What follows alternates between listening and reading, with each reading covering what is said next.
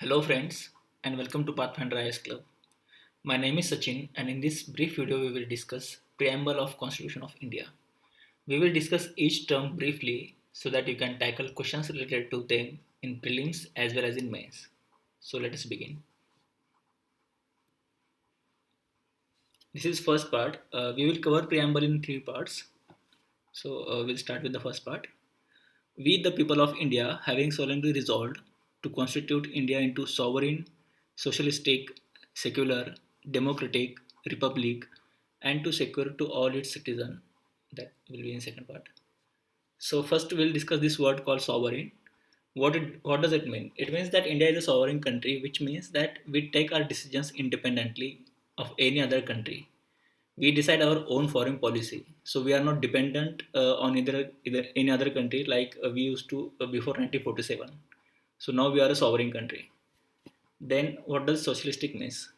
It means that in our country we have government sector industries alongside the flourishing private sector industries. So the function of social welfare is still with the government. Okay, so it is not completely capitalist country as we see in the Western countries like America maybe, but at the same time we are not the communist country like China or say Russia. So ours is like mix of both capitalist as well as socialistic.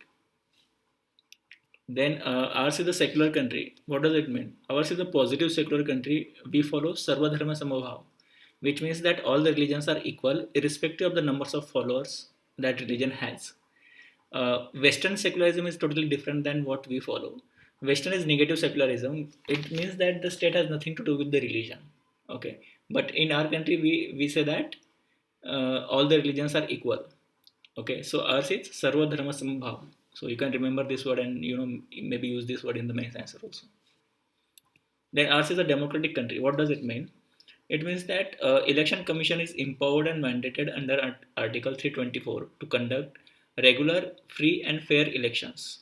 So through this process, the will of the people prevails through election. Okay, and that is how the country becomes democratic. Demo means people, public. Cratic means ruler. So people are ultimate ruler of the country.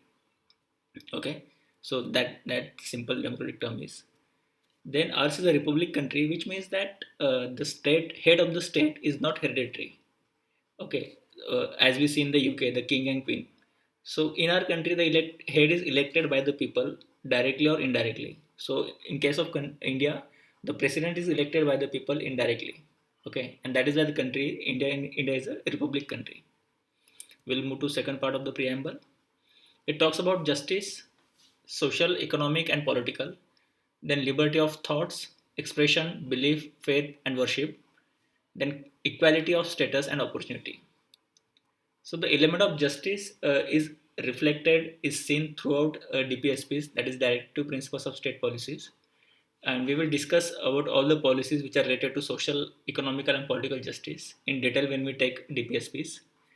Then second part, liberty of thoughts and this thing.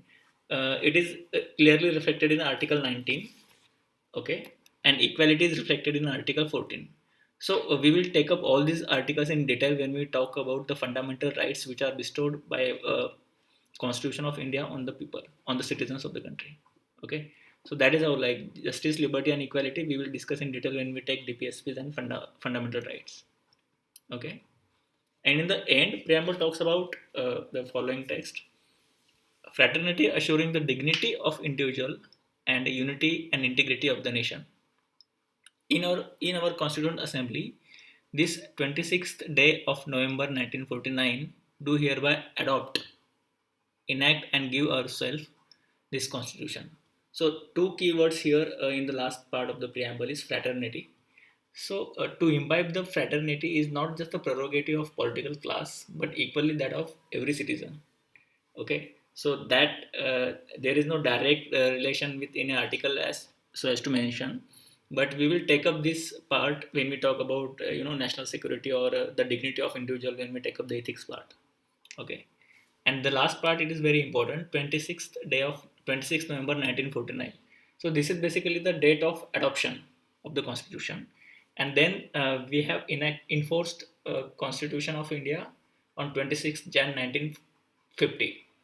So do you know why exactly we have chosen 26 Jan as a date? Because on 26 Jan 1930, during Lahore session, we had pronounced the mantra of Purna Swarajya on the banks of river of Ravi. Okay, so that significance is still there, like 26 Jan. Why the specific date? Because of Purna Swarajya in 1930. So we selected this 26 Jan 1950 for the enforcement of Constitution of India. Okay, so that's it in this brief video. I hope you found this video useful. You can contact us as pathfinderisclub@gmail.com. We wish you all the best and great success. Thank you.